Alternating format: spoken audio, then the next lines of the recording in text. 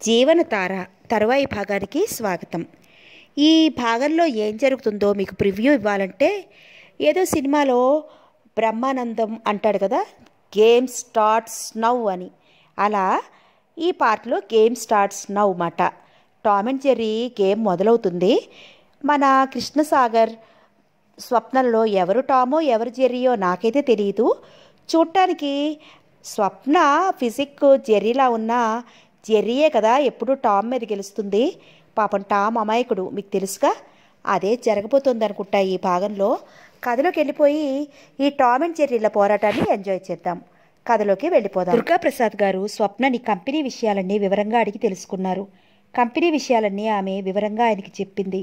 ఆ రాత్రి పడుకున్నాక ఆమెకు నిద్ర పట్టలేదు. తనని అతనికి భారీగా నటించమంటే తను అందుకు అంగీకరించలేదని, ఈ విధంగా హైదరాబాద్ తీసుకెళ్లి అవమానిస్తాడా? సరే చూస్తాను, ఇక లాభం లేదు. అతన్ని ఒక ఆట ఆడించాలి. తనంటే ఏమిటో అనుకుంటున్నాడు అనుకుని మనసు ఒక నిశ్చయానికి వచ్చింది. మర్నాడు ఉదయం సాగర్ ఎక్కడికో వెళ్ళటానికి ప్రయాణం అవుతున్నట్లుగా అద్దం దగ్గర నిలబడి టై కట్టుకుంటున్నాడు. గది గుమ్మం దగ్గరికి వచ్చి నిలబడింది స్వప్న. రాత్రి 10 గంటలు అయ్యేసరికి ఇంటికి వచ్చేయండి, 10 దాటితే గేట్లు మూసేస్తారు అంది అతనితో. కొత్త విషయం ఏదో వింటున్నట్టు చూశాడు. నేను వచ్చేటప్పటికి రాత్రి 12 అవుతుంది, నిర్లక్ష్యంగా చెప్పాడు. ఇక నుంచి అలా వీల్లేదని చెప్తున్నాను అంది కాస్త గట్టిగా. నా ఇంట్లో నీ పెత్తనం ఏమిటి? ఆ అధికారం నీకెవరిచ్చారు? ఆ అధికారం నాకు తాతగారిచ్చారు, నేను తీసుకున్నాను దర్జాగా చెప్పింది స్వప్న.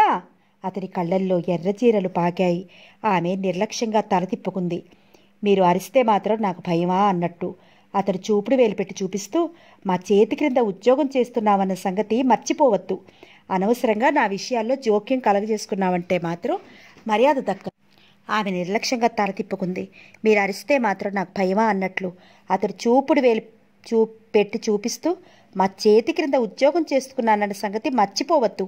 అనవసరంగా నా విషయాల్లో జోక్యం కలగజేసుకున్నావంటే మాత్రం మర్యాద దక్కదు, జాగ్రత్త అంటూ మరొక మాటకు అవకాశం ఇవ్వకుండా అక్కడి నుంచి విసురుగా వెళ్ళిపోయాడు.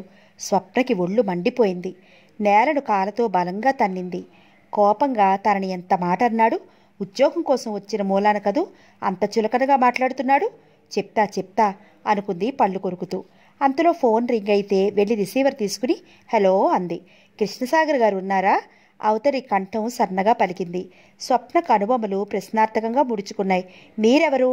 కృష్ణసాగర్ గారు ఉన్నారా అని నేను అడిగాను. మీ పేరు చెప్తే వారికి చెప్తాను. మీరెవరు మాట్లాడుతున్నారు? అవతలి కంఠం ప్రశ్నించింది. స్వప్నకి ఒళ్ళు మండింది.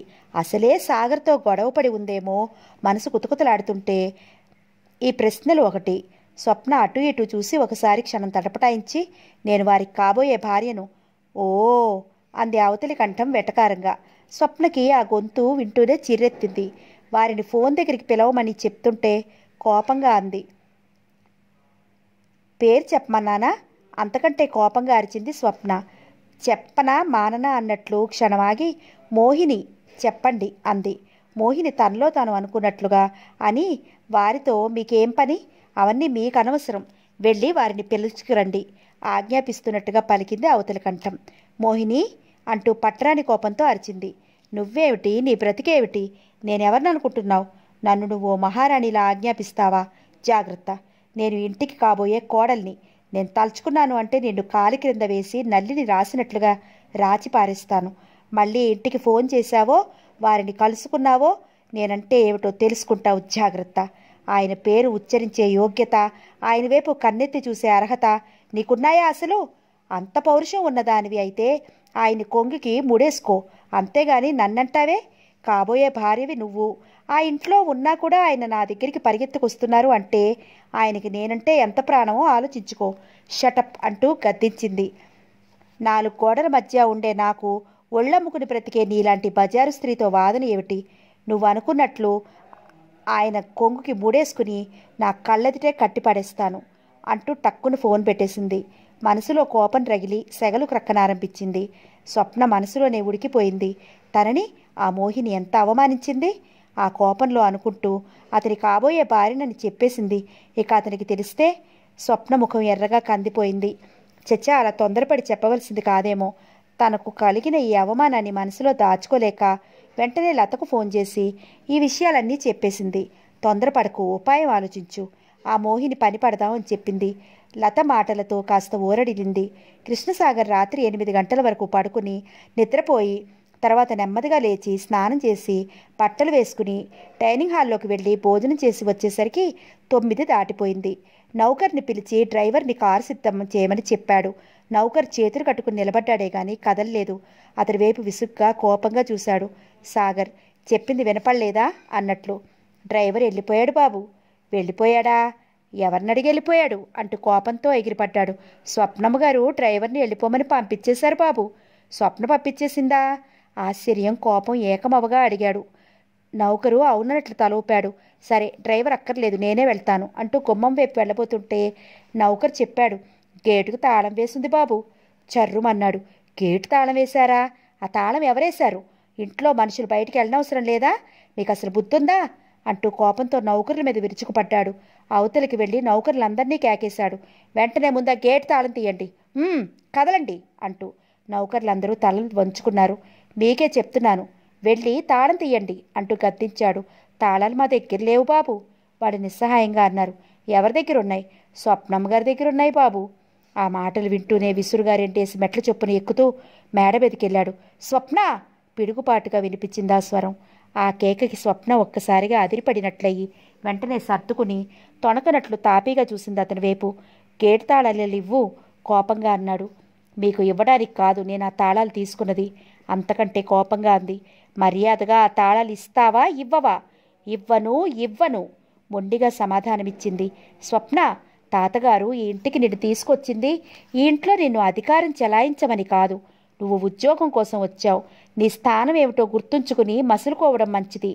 నేను ఈ ఇంటికి మీరు తీసుకొస్తే మీ ఇష్టం మీద రాలేదు. నాకు ఉద్యోగం ఇచ్చి నన్ను ఇంటికి తీసుకొచ్చింది మీ తాతగారు. అందుకని నన్ను కత్తుల బోన్లో ఇరికిద్దామనా నీ ఉద్దేశం? మిమ్మల్ని కత్తుల బోన్లో ఇరికిద్దామని కాదు, బోనులో నుండి తప్పిద్దామని. నీ తెలివితేటలకు సంతోషించాను. నాకు అలాంటి భయాలేమీ లేవు. నీ సహాయం నాకేమీ అక్కర్లేదు. ఆ తాళాలు ఇలా పారే.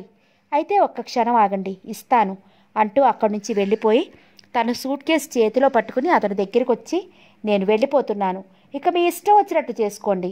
తాతగారు ఉద్యోగం ఇచ్చారని నేను వారి మాట మీదే నడుస్తున్నాను తప్పైతే క్షమించండి. నాకు మీ ఉద్యోగం అక్కర్లేదు. ఇవిగో తాళాలు అంటూ ఆ తాళాలు అతని కాళ్ళ దగ్గరికి విసిరేసింది. కోపంతో మండిపోతున్న సాగర్ ఆ మాటలు వింటుంటే మంచు ముక్కలా మారిపోయాడు.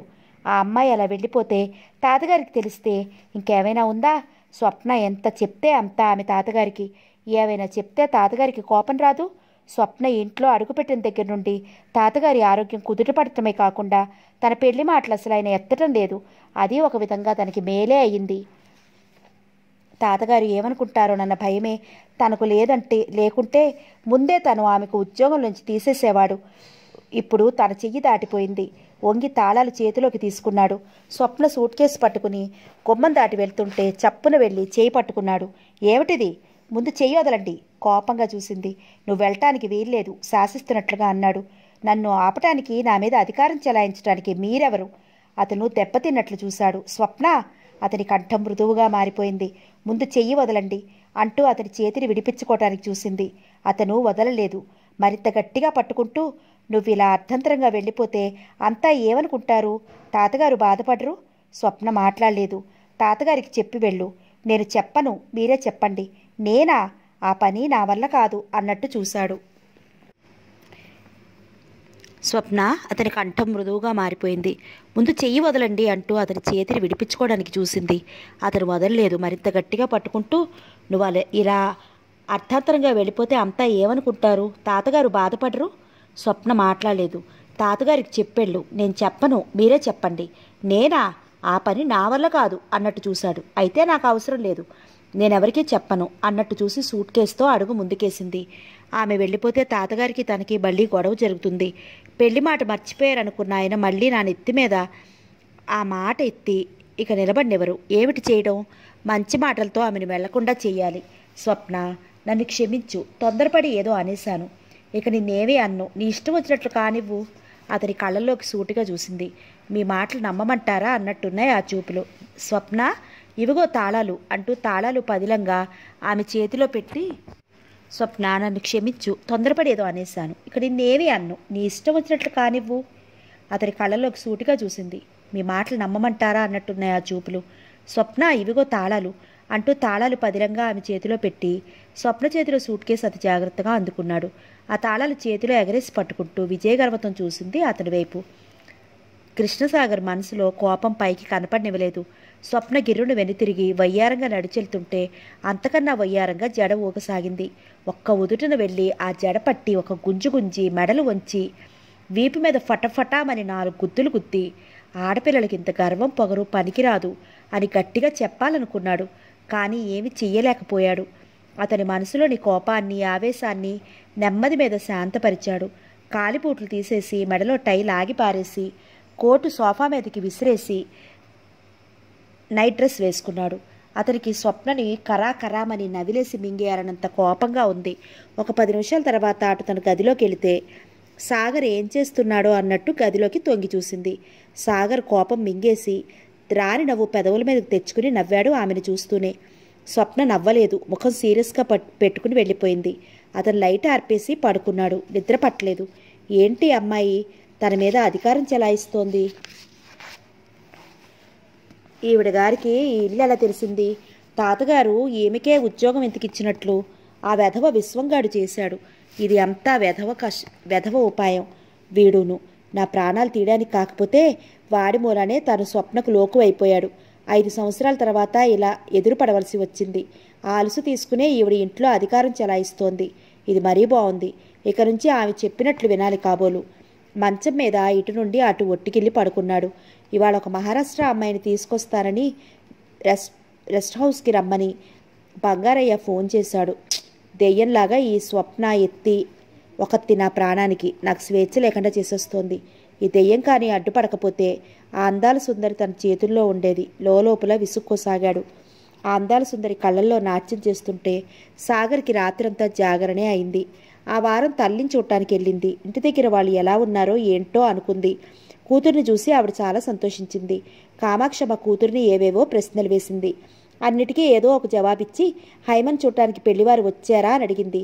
తల్లి ఆ సంబంధం విషయాలన్నీ పోసుకొచ్చినట్లు చెప్పింది. వాళ్ళు వచ్చి చూసుకున్నారు, పిల్ల నచ్చిందని. మళ్ళీ వాళ్ళ అబ్బాయిని తీసుకొచ్చారు. వాళ్ళు ఆ సంబంధానికి ఇష్టపడ్డారు. మంచి రోజు చూసుకుని సంబంధం చేసుకుంటామన్నారు. నీ గురించి అడిగారు. ఏమని చెప్పావు? ఎక్కడో ఉద్యోగం వచ్చింది, ట్రైనింగ్ అవుతుందని చెప్పాను. స్వప్న మాట్లాడలేదు.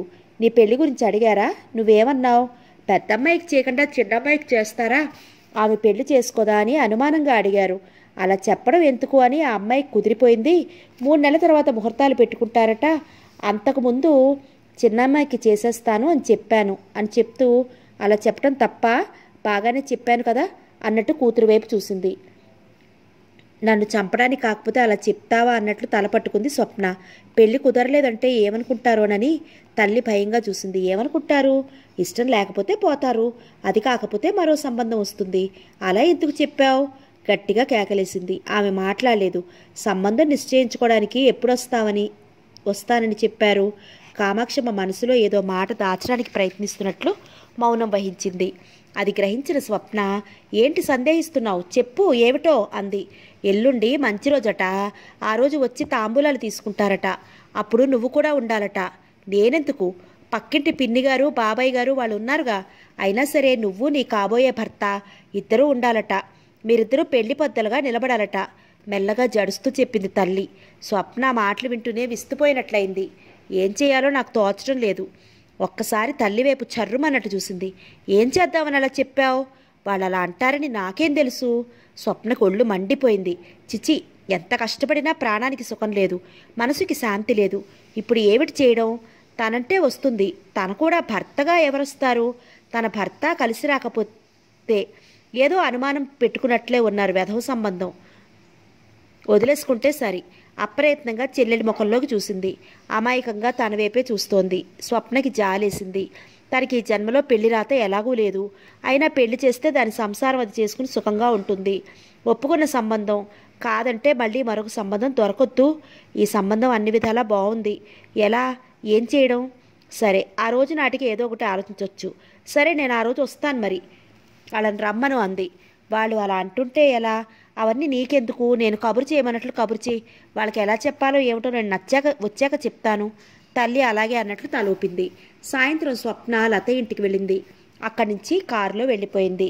ఇంటికి వచ్చిన స్వప్న మనసు ఏం బాలేదు. తల్లి చెప్పిన మాటలే చెవుల్లో మోగుతున్నాయి. సాగర్ ఆ రాత్రి 10 గంటలకి ఇంటికి వచ్చాడు.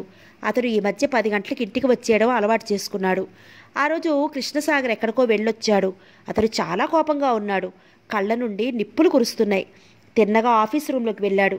ఆ రూమ్లో స్వప్న ఒక్కర్తే ఉంది, ఇంకెవరూ లేరు. స్వప్న అంటూ ఆ భవనం అదిరిపోయేట్టు పిలిచాడు. కూర్చునేవో కాగితాలు టైప్ చేస్తున్నదల్లా తల తిప్పి విచిత్రంగా చూసింది అతని వైపు. మోహిని ఈ మధ్య ఫోన్ చేసిందా? కోపంగా అడిగాడు. ఓ అదా, ఇంకా ఏమిటో అనుకున్నాను. కొంప మునిగిపోయినట్లు కేకలేస్తే అన్నట్లు నిర్లక్ష్యంగా మౌనంగా తల తిప్పేసుకుంది. నిన్నే మాట్లాడవే. మోహిని ఫోన్ చేసిందా లేదా? చేసింది. నాకెందుకు చెప్పలేదు? నాకు చెప్పాలనిపించలేదు, చెప్పలేదు. నిర్లక్ష్యంగా జవాబిచ్చి తిరిగి టైప్ చేసుకోసాగింది. ఆమె నిర్లక్ష్యం చూస్తుంటే అతనికి ఒళ్ళు మండిపోతోంది. ఆమె టైప్ చేస్తుంటే చెయ్యి అడ్డుగా పెట్టి, మోహినిని చాలా మాట్లాడినావట. అతను చెయ్యి అడ్డు పెట్టగానే టక్కున తన చేతులు వెనక్కి లాక్కుంది. అన్నాను, ఏం చేస్తారు అన్నట్లు చూసింది. ఆమె నిన్నేం చేసింది? మీకు అన్నీ చెప్పుకుందా? తనన్న మాటలు చెప్పలేదా? నీకు చెప్తున్నాను, నా గురించి ఎవరు ఫోన్ చేసినా సరే నువ్వు మర్యాదగా మాట్లాడాలి, తెలిసిందా అంటూ కోపంగా ఉరిమి చూశాడు.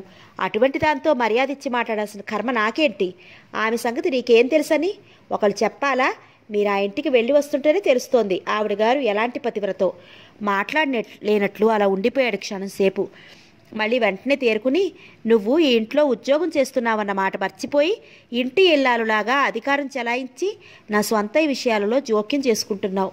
నేను ఇక్కడ ఉద్యోగం చేస్తున్నానన్నమాట మరిచి తాళి కట్టి భర్తలాగా పెత్తనం చెలాయించి నన్నే గడగడలాడించాలని చూస్తున్నారు. మీరు మీ హద్దులో ఉంటే సంతోషిస్తాను అంది అంతకంటే కోపంగా. సాగర్ కోపం మెల్లగా తగ్గిపోసాగింది. స్వప్న వదనాన్ని రెప్పవాల్చకుండా చూశాడు. కోపంతో ఎర్రబడ్డ ఆమె నుదుట చెమట తళుక్కున అంటించినట్లు మెరుస్తూ అందంగా ఉన్న ఆ ముఖాన్ని ఇంకా ఇంకా అలాగే చూడాలనిపించేలా చేస్తోంది. అందమైన ఆడపిల్లకి కోపం కూడా ఒక అందమే. అయస్కాంతంగా ఆకర్షించే అందమైన అమ్మాయిల కోసం తాను ఇలా వాదించిన ఆ అందమే. వాళ్ళతో ఎవరూ వాదించి గెలవలేరేమో. అక్కడితో మరి సంభాషణ పెరగలేదు. సాగర్ మౌనం వహించాడు. స్వప్న అక్కడి నుంచి లేచి వెళ్ళిపోయింది. దుర్గాప్రసాద్ గారు మంచం మీద నుంచి లేచి కూర్చోవడమే కాకుండా ఆ గదిలోనే మెల్లగా తిరగసాగారు. మనిషి సహాయంతో ఆయనకు ఇప్పుడిప్పుడే శరీరంలో బలం చేకూరసాగింది. స్వప్న ఎందరు నౌకర్లున్నా తాతగారికి వేళకి ఏం కావాలో ఏమిటో శ్రద్ధగా చూడటం ఆయనకి ఆనందమే అయింది. స్వప్నతో సాగర్ ఎక్కువగా ఏమీ మాట్లాడటం లేదు. రేపే చెల్లెలికి పెళ్లి సంబంధం నిశ్చయించుకోవడానికి పెళ్లివారు వస్తారు. ఈ విషయం అతనికి ఎలా చెప్పటం? ఆమె ఆలోచించింది. క్రితం రోజే ఇద్దరూ మోహిని గురించి మాటకు మాట అనుకున్నారు. ఇప్పుడు చెబితే ఏమైనా అనుకుంటాడేమో. ఏమిటి చేయడం? సాగర్ మంచం మీద పడుకుని పుస్తకం చదువుకుంటున్నాడు. స్వప్న మెల్లగా అతని గదిలోకి ప్రవేశించింది. ఆమె గదిలోకి రావడం గురించి కూడా గమనించనట్టే పుస్తకం చదువుకోసాగాడు. ఆమె సాధారణంగా ఆ గదిలో అడుగు పెట్టదు. అతనికి లోపలే ఆశ్చర్యం కలిగింది. అతని మంచానికి కొద్ది దూరంలో నిలబడి కాలి బొటనవేలు నేల మీద రాస్తూ మీతో మాట్లాడాలి అంది మెల్లగా. అతను తల తిప్పి ఆమె వైపు ఒకసారి చూసి తిరిగి పుస్తకం మీద దృష్టి సారిస్తూ చెప్పు ఏమిటో అన్నాడు. ఆమె చెప్పే విషయం ఏమిటో వినటానికి తనకంత కుతూహలం లేనట్లుగా. స్వప్నకి ఆ మాట వింటూనే మనసు భగ్గుమన్నా పైకి ఆ కోపాన్ని ప్రదర్శించలేదు. తన అవసరం మరి. అందుకు శాంతంగానే చెప్పింది. నేనిక్కడ ఉద్యోగం చేస్తున్నట్లు మా ఇంట్లో ఎవ్వరికీ తెలియదు. అతను ఆమె మాటలు వింటున్నట్లుగా లేడు. ఆ పుస్తకాన్ని శ్రద్ధగా చదువుతున్నట్లుగా ఉంది అతని వాలకం చూస్తుంటే. నాకు పెళ్లి నిశ్చయిస్తున్నారట. ఈ ఉద్యోగం మానేసి వచ్చేయమంటున్నారు మెల్లగా చెబుతూ ఓరగా చూసింది అతని వైపు. ఆ మాటలు అతని చెవిలో సునాయాసంగా చొరబడి చటుక్కున లేచి కూర్చోబెట్టాయి. మీ వాళ్ళకి నువ్వు ఏమని సమాధానం చెప్పావు? ఆత్రంగా అడిగాడు. ఇంకా ఏమీ సమాధానం చెప్పలేదు. అతడు తేలిగ్గా శ్వాస తీసుకున్నాడు. అయితే నువ్వు వెళ్ళిపోతావా? మనసులో ఆనందాన్ని పైకి కనిపించనేయలేదు అతను. నాకు ఆ సంబంధం చేసుకోవడం ఇష్టం లేదు. చేసుకోను అని చెప్పేస్తే మా చెల్లెలి పెళ్ళి ఆగిపోతుంది. అయితే ఏం చేద్దామనుకుంటున్నావు అన్నట్లు చూశాడు. అందుకే మీరు నాకు చిన్న సహాయం చేయాలి. నేనా? నీకా? ఏమిటి అన్నాడు ఆశ్చర్యంగా. మీరేమీ అనుకోనంటే చెప్తాను. నేనేమనుకుంటాను? ఏమీ అనుకోను. చెప్పు. నాకు ఈ పెళ్లి ఇష్టం లేదని చెప్తే ఎందుకు ఇష్టం లేదని నిలదీసి అడుగుతున్నారు. నేను ఒక అతన్ని చేసుకోవాలనుకుంటున్నాను అని చెప్పేశాను. ఆ పెళ్లి తప్పించుకోవడం కోసం ఇప్పుడు అతన్ని తీసుకొచ్చి చూపించమంటున్నారు. ఏం చేయాలో తోచడం లేదు. రేపు సాయంత్రం 4 గంటలకు తీసుకురమ్మని చెప్పారు. నేను వెళ్ళకపోతే నా చెల్లెలి పెళ్లి ఆగిపోతుంది అంటూ అతని ముఖంలోకి చూసింది. సాగర్కి ఆ మాటలు వింటూనే ముఖంలో రంగులు గబగబా మారాయి. ఆమెకు తన కాబోయే భర్తగా నటించాలా? కోపంతో ముఖం ఎరుపు రంగుకు మారింది. కాదంటే ఆమె వెళ్ళిపోతుంది. తాతగారికి తనకి మళ్ళీ మామూలుగానే గొడవలు మొదలవుతాయి. అతని ముఖం తెల్లగా పాలిపోయింది. ఆ సంగతి ఎవరికైనా తెలిస్తే నలుగురిలో తను చులకనైపోతాడు. ముఖం నల్లగా మాడిపోయినట్లుంది. అతని కళ్ళకి స్వప్న పెద్ద దెయ్యంలా కనిపించసాగింది. తన సౌఖ్యము, శాంతిని, సంతోషాన్ని నామరూపాలు లేకుండా చేసే ఈ రాక్షసి తనని అనుక్షణం ఇబ్బంది పెడుతోంది. తాతగారు ఈమెను ఏదో దయతలిచి ఉద్యోగం ఇస్తే అడుగడుగునా తనని బెదిరిస్తూ తన మనసుకి శాంతి లేకుండా చేస్తోంది. మీకు సహాయం చేయాలనిపిస్తే చెయ్యండి, దీనిలో బలవంతమేమీ లేదంది మెల్లగా. సాగర్ పైకి తేలిగ్గా నవ్వేస్తూ, దీనికి పెద్ద ఆలోచన అనవసరం. నువ్వు కోరినట్లు నేను వస్తాను. రేపు మీ ఇంటికి వెళ్దామన్నాడు. స్వప్న సంతృప్తిగా నిట్టూర్చింది. మర్నాడు పని ఉంది అంటూ కృష్ణసాగర్ ఎక్కడికో వెళుతుంటే సాయంత్రం 4 గంటలకు వచ్చేస్తారు కదూ అని మరీ అడిగింది. ఆమె అవసరం, అందుకే ఇష్టం లేకపోయినా మాట్లాడింది. అంతసేపు ఎందుకు? మధ్యాహ్నం 12 గంటలు అయ్యేటప్పటికి వచ్చేయను. నిజంగా వచ్చేస్తారు కదూ? ఇద్దరం మా ఇంటికి వెళ్ళాలి, గుర్తుందా? అతన్ని మరీ అడిగింది. ఆమె మాటలకు అతను నవ్వి, నువ్వు మర్చిపోతావేమో కానీ ఏదైనా పని ఉంటే నేను అసలు మర్చిపోను, త్వరగా వచ్చేస్తాను అంటూ వెళ్ళిపోయాడు. ఆ వెళ్ళిపోవటం అతను మధ్యాహ్నం భోజనానికి కూడా ఇంటికి రాలేదు. స్వప్నకి గాబరాగా ఉంది. అతను టైంకి వస్తాడా రాడా? తను కూడా రాకుండా తప్పించుకోవడానికి అలా చేయలేదు కదా. 1 గంట దాటిపోతోంది. అతని జాడ లేదు. స్వప్నకి మనసులో లేకుండా అయిపోయింది. అతని మాటలన్నీ త్రాగుబోతు మాటలు. ఎన్ని చెప్పినా నమ్మకూడదు. ఇష్టం లేకపోతే ఆ మాట చెప్పొచ్చు కదా. ఇప్పుడు ఏంటి చేయటం? సంబంధం నిశ్చయించుకోవడానికి పెళ్లివారు వస్తారు. తను వస్తుంది అని అక్కడ అందరూ ఎదురు చూస్తూ ఉంటారు. అతను రానని చెప్పేస్తే తను ఏదో ఏడ్చేది. ఆలోచించుకోవడానికి టైం లేదు. టైం 2:30 దాటి 3 కావస్తోంది. అతను రాలేదు. మతిపోయినట్లు అటు ఇటు పచారులు చేయసాగింది. లత సలగా అడుగుదామని ఫోన్ చేసి విషయం అంతా చెప్పింది. ఆ మహారాజు ఎక్కడని ఉంటాడని కబురు చేస్తాను అంది స్వప్న చిరాగ్గా. నువ్వేం గాబరా పడకు. ఆ మహారాజుకి ఈ ఊళ్ళో విశ్రాంతి బంగళా ఉంది. అతని మనసుకి శాంతి లేనప్పుడు ఆ బంగళాకి వెళ్ళి కూర్చుంటాడు. నిజమా? నిజమే. ఒకసారి ఈ వివరాలు మా అన్నయ్య చెప్పాడు. ఇప్పుడెలా? ఎలా ఏమిటి? అతను అక్కడ ఉంటాడు. తాతగారికి చెప్పి నువ్వు కారులో విశ్రాంతి బంగళాకి వెళ్ళి అతను తీసుకుని ఇంటికెళ్ళు. అలా వెళితే ఏమనుకుంటాడో సంశయంగా అంది. ఎవరు ఏమనుకుంటారో అని ఆలోచిస్తే మన పని అయినట్లే. అవసరం వచ్చినప్పుడు మంటల్లో అయినా దూకాలి, కానీ తప్పదు. ఒకళ్ళ గురించి ఆలోచించడం అంత బుద్ధి తక్కువ పని మరొకటి లేదు అంది లత ఆమెకు బాగా ధైర్యం చెప్తూ. సరే, ఏమిటి? నువ్వు చెప్పినట్లే చేస్తాను. ఇప్పుడే నేను బంగళాకి వెళ్తాను దృఢ నిశ్చయంతో అంది స్వప్న. సరే వెళ్ళు, కానీ ఒకటి, అతను ఒక్కడే ఉండడు, అర్థమైందా? అంటూ ఫోన్ పెట్టేసింది. స్వప్న టైం చూసింది. 4:15. 10 నిమిషాల్లో గబగబా తయారయ్యి నౌకర్ని పిలిచి డ్రైవర్ని కారు సిద్ధం చేయమని చెప్పి తాతగారి గదిలోకి వెళ్ళి స్నేహితురాలికి ఫోన్ చేసింది అర్జెంటుగా రమ్మని. మళ్ళీ 6 గంటలకి వచ్చేస్తానని చెప్పి హడావుడిగా వచ్చి కారులో కూర్చుంది. ఎక్కడికి పోనివ్వమంటారు అన్నట్టు డ్రైవర్ ఆమె వైపు చూశాడు. చిన్నబాబు గారి విశ్రాంతి బంగళాకు పోని. డ్రైవర్ ఒకసారి కళ్ళు తేలవేసినట్టు చూశాడు. ఏంటి ఆలోచిస్తున్నావు? వేగంగా పోని. చిన్నబాబు గారు ఏమైనా అంటారేమో. అతని కంఠంలో భయం తొంగి చూసింది. నిన్నేం అనరు, నేనున్నానుగా. కారు త్వరగా పోని అంటూ ఆజ్ఞాపిస్తున్నట్లుగా అందామె. కారు బయలుదేరింది. ఆమె మస్తిష్కంలో రకరకాల ఆలోచనలు, అనుమానాలు బయలుదేరాయి. తను అక్కడికి వెళ్తే ఏమంటాడు? మొదట ఆశ్చర్యపోతాడు, తర్వాత కోపగించుకుంటాడు. ఇవి ఆమె ఊహలు. కారు విశ్రాంతి బంగళా గేట్ లోపల ప్రవేశించింది. అతని కారు అక్కడే ఉంది. కారు దిగి మెల్లగా లోపలికెళ్ళింది. బంగ్లా చుట్టూ పువ్వుల తోట, మధ్య అద్దాలలో అందంగా కట్టి ఉంది. ఆ బంగ్లా తలుపు తీసుకుని లోపలికెడుతుంటే ఎదురుగా గోడ అంతా చూసుకునే అద్దాలు అమర్చబడి ఉన్నాయి. ఎదురుగా మరో తలుపు తీసుకుని ఎవరో అమ్మాయి ఇటు వస్తున్నట్లుగా అనిపించింది. స్వప్న గతుక్కుమన్నట్టు చూసింది. అవన్నీ అద్దాలని, అద్దంలో తన ప్రతిరూపమే కనిపిస్తోందని గ్రహించుకున్న ఆమె పెదవుల మీద చిరుహాసం లాస్యం చేసింది. తిన్నగా మేడ మీదకి దారి చేసింది. ఆ బంగ్లాలో అంత ఖరీదైన సామాన్లు పొందికగా అమర్చబడి ఉన్నాయి.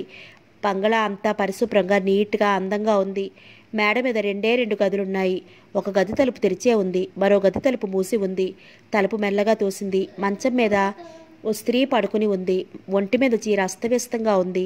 స్వప్నకి జుగుప్స కలిగి చీదరించుకున్నట్లుగా చూసింది. సోఫాలో అతని కోటు పడి ఉంది. సాగర్ కోసం ఆమె కళ్ళు వెతికాయి. తలుపు తీసుకుని ఎవరో లోపలికి వచ్చిన అలికిడికి అవటంతో టై విప్పుకుంటున్నవాడల్లా తల తిప్పి గుమ్మం వైపు చూశాడు. ఇద్దరి కళ్ళు క్షణంసేపు కలుసుకున్నాయి. ఒకరి కళ్ళల్లో ఆశ్చర్యం, మరొకరి కళ్ళల్లో జుగుప్స కొట్టవచ్చినట్లు కనిపించసాగింది. ఆ గదిలోకి మూడవ మనిషి రావడంతో మంచం మీద పడుకుని ఉన్న స్త్రీ చటుక్కున సిగ్గుతో ముడుచుకుపోయి ఊడిపోతున్న చీరను చేత్తో పట్టుకుని అవతలికి పారిపోయింది. ఆ క్షణంలో ప్రపంచంలో ఉన్న ఏవగింపంతా ఆమె కళ్ళల్లో ప్రతిబింబించింది. అతని ముఖం ఎర్రగా కమిలిపోయి రాయి కంటే కఠినంగా మారిపోయింది. చటుక్కున ముఖం మరో పక్కకి తిప్పుకున్నాడు. కోపం ఆపుకుంటున్నట్లుగా అతని దవడ ఎముక బిగుసుకుంది. అప్రయత్నంగా పిడికిళ్ళు మూసుకున్నాయి. ఆ గదిలో కొద్దిసేపు అతి భయంకరమైన నిశ్శబ్దం తాండవించింది. స్వప్న అతని వైపే తీక్షణంగా చూడసాగింది. అతను ఆమె వైపు అసలు చూడలేదు. సాగర్ ఉన్నట్టుండి చటుక్కున ఇటు తిరిగాడు. అతని కళ్ళు ఎర్రగా చింతనిప్పుల్లా ఉన్నాయి. ఎందుకొచ్చావు ఇక్కడికి? తీక్షణంగా చూశాడు. మీరు ఎక్కడున్నారో తెలుసుకుందామని. అందుకని నన్ను వెతుక్కుంటూ వస్తావా? కోపంగా అడిగాడు. వస్తే తప్ప? అంతకంటే కోపంగా అడిగింది. అతను ఏదో అనబోయి ఏదో గుర్తొచ్చి ఆగిపోయి అవతలకు వెళ్ళి అక్కడ నిలబడిపోయిన ఆమెకు ఏదో సైగ చేశాడు. ఆ సైగను అర్థం చేసుకున్నట్లుగా తల ఊపి వెళ్ళిపోయింది ఆమె. ఆ స్త్రీ ఆ గదిలో నుంచి వెళుతుంటే తను ఎక్కడ మైలపడిపోతానో అన్నట్లు దూరంగా నిలబడింది స్వప్న. సాగర్ మేడమెట్ల దగ్గరికి వెళ్ళి బంగారయ్య గట్టిగా పిలిచాడు. అతని కేకకు బంగారయ్య ఎక్కడి నుంచో పరిగెత్తుకొచ్చి కింద మేడమెట్ల దగ్గర నిలబడి మేడపైకి తల ఎత్తి చూశాడు. ఈ అమ్మాయిని తీసుకెళ్ళిపో అన్నాడు. ఆ వచ్చిన అమ్మాయి మేడ దిగి రావటం చూసి బంగారయ్య అర్థం కానట్లు చూశాడు. తీసుకురమ్మని ఎందుకు పంపించేస్తున్నారు అన్నట్టు. బంగారయ్య, స్వప్న కంఠం తీక్షణంగా పలికింది. సాగర్కి కొద్ది దూరంలో నిలబడి కిందకి చూస్తూ పిలుస్తున్న స్వప్న వైపు వెళ్ళబోతూ చూశాడు బంగారయ్య. నువ్వు ఎప్పుడైనా ఇంటికి ఫోన్ చేసినా, ఏ అమ్మాయినైనా ఇక్కడికి తీసుకొచ్చినా దుర్గాప్రసాద్ గారికి చెప్పి ముందు నీ పని పట్టిస్తాను. నువ్వు వెళ్ళి కటకటాల మధ్య కూర్చుంటావు, జాగ్రత్త అంటూ హుంకరించింది. బంగారయ్య ఆ మాటలు వింటూనే గజగజలాడిపోయాడు. ఏ, నా మాట వినిపించిందా? ఆమె కంఠం కంగుమంది. చిత్తం అంటూ వణికిపోయాడు. వెళ్ళిక్కడి నుంచి కన్నెర చేసింది. బంగారయ్య అమ్మాయిని తీసుకుని పరుగు పెట్టినంత తొందరగా పారిపోయాడు. అంతవరకు సాగర్ ఒక్క మాట కూడా మాట్లాడలేదు. వాళ్ళు వెళ్ళిపోయాక ఆమె వైపు చూశాడు. స్వప్న కూడా అతని వైపు చూసింది. ఇద్దరి కళ్ళు కలుసుకున్నాయి. ఒకళ్ళని ఒకళ్ళు మింగేటంత తీవ్రంగా చూసుకున్నారు. ఏమిటో ఇప్పుడు చెప్పు. అతని ముఖం గంభీరంగా ఉన్న స్వరం మాత్రం శాంతంగానే ఉంది. నాతో ఇంటికొస్తానని అన్నారు. వస్తాను. అయితే త్వరగా రండి, టైం అయిపోతోంది. ఉండు మరి వస్తాను తాపీగా చెప్పాడు. ఇంకా ఎంతసేపు? అసహనంగా అడిగింది. లోపలికి పద, వెళ్దాం. నేను లోపలికి రాను, నుదురు చిట్లించింది. అతని ముఖం ఇంకా గంభీరంగా మారిపోయింది. నేను చెప్పినట్లు నువ్వు వింటే, నువ్వు చెప్పినట్లు నేను వింటాను. ఏమిటి వినటం? మీరు త్వరగా రండి, ఇంటి దగ్గర చూస్తూ ఉంటారు. నేనింకా రాలేదని చిరాగ్గా ముఖం పెట్టింది. అతడు ఆమెను సమీపించి భుజాల చుట్టూ ఎడం చెయ్యి వేసి మోకాలి కింద మరో చెయ్యి వేసి స్వప్నను చంటి పిల్లని ఎత్తినట్టు అవలేక పైకెత్తి పట్టుకున్నాడు. దగ్గరికి వచ్చి ఏదో నచ్చ చెప్తాడు అనుకున్న ఆమెకు ఊహించని విధంగా తనని ఒక్కసారి పైకెత్తడంతో కెవ్వుమంటూ పడిపోతానేమో అన్న భయంతో చటుక్కున అతని మెడ పట్టుకుంది. ఆమె అరుపును అతను లెక్క చేయలేదు. చిన్న కుక్కపిల్లనో పిల్లినో ఎత్తి పట్టుకున్నట్లు సునాయాసంగా తీసుకెళ్లి గదిలో మంచం మీద పడేసి వెళ్ళి తలుపులు మూసేశాడు. ఒక్క క్షణం తల దిమ్మెత్తిపోయినట్లు స్వప్న కళ్ళు వెడల్పు చేసుకుని అతని చర్యలను గమనిస్తున్న దానిలా చూడసాగింది. తలుపులు మూసిన అతను షర్ట్ పనియన్ తీసేసి ఆమె ముందుకు సమీపించాడు. స్వప్నకు ఆ క్షణంలో గుండెలు దడదడలాడాయి. అతని కళ్ళు ఎర్రగా ఉన్నాయి. కళ్ళల్లో కోరికలు ప్రతిబింబించసాగాయి. గంభీరంగా ఎత్తుగా ఉన్న అతను బాగా వెడల్పుగా ఉన్న ఛాతీ, కండలు తిరిగిన శరీరం బంగారు ఛాయలో పచ్చగా మెరిసిపోతోంది. ఆకలి కొన్న సింహంలా మంచాన్ని సమీపిస్తుంటే అతని వైపు రెప్పవాల్చకుండా చూస్తూ భయంగా మెల్లగా మంచం దిగసాగింది. అతను ఏ క్షణాన తన్ను బంధించేస్తాడో అన్న భయంతో గడగడలాడుతూ అతని బలిష్టమైన చెయ్యి ఆమె భుజాలపై పడి స్వప్నని కదలకుండా చేసింది. ఏమిటి అన్నట్లు కోపంగా చూసింది. ఆ అమ్మాయి వెళ్ళిపోయింది. నాకు ఈ క్షణంలో ఎవరో ఒక స్త్రీ కావాలి. స్వప్న బెదిరిన లేడిలా చూసింది. శక్తి అంతా కూడదీసుకుని అతని చేతుల్ని విసురుగా నెట్టేయబోయింది. బలిష్టమైన అతని చేతులు ఆమె భుజాల మీద నుండి కాస్త కూడా పక్కకి జరగలేదు. ఆమె భుజాల మీద ఆ చేతులు మరింత గట్టిగా బిగుసుకున్నాయి. ఆ చేతులు మెల్లగా ఆమెను దగ్గరికి లాక్కున్నాయి. స్వప్న అతని పట్టు విడిపించుకోవాలని గట్టిగా పెనుగులాడసాగింది. వదలండి, ఏమిటిది అంటున్న ఆమెకు దుఃఖంతో మాటలు రావడం లేదు. ఇక్కడికి రావటం పులినోట్లో తలదూర్చినట్లయింది. తన పని అనుకుని గజగజలాడింది. కుసుమ కోమలమైన ఆమె యవ్వన శరీరాన్ని గుండెలకి హత్తుకోగానే అతని నరాలలో విద్యుత్ ప్రవహించినట్లు అయింది. ఆ ఉక్కు కౌగిలిలో బందీ అయిపోయిన స్వప్నకి దుఃఖం పొంగి వచ్చింది. ఆమె గింజుకుని తప్పించుకోవడానికి చూస్తుంటే ఆమెకు అవకాశం ఇవ్వకుండా మరింత దగ్గరగా హత్తుకున్నాడు. ఎలా తప్పించుకోవాలో అని చూస్తున్న స్వప్న వెనక ముందు ఆలోచించకుండా అతని భుజాన్ని పళ్లతో కండ ఊడి వచ్చినంత గట్టిగా కరిచింది. అతను బాధతో అప్పా అంటూ ఆమెను వదిలి భుజం పట్టుకున్నాడు. స్వప్న పళ్ళగాట్లు లోతుగా గుచ్చుకుని ఆ గుంటల దగ్గర రక్తం చిమ్మినట్లు ఎర్రబడింది. ఆ గాయం చూసుకుని అప్రయత్నంగా తలెత్తి ఆమె వైపు చూశాడు. అతన్ని తప్పించుకుని దూరంగా నిలబడ్డ ఆమె కూడా అలాగే చూసింది. క్షణంసేపు ఇద్దరు కళ్ళు కలుసుకున్నాయి. ఆమె కళ్ళు భయంతో రెపరెపలాడాయి.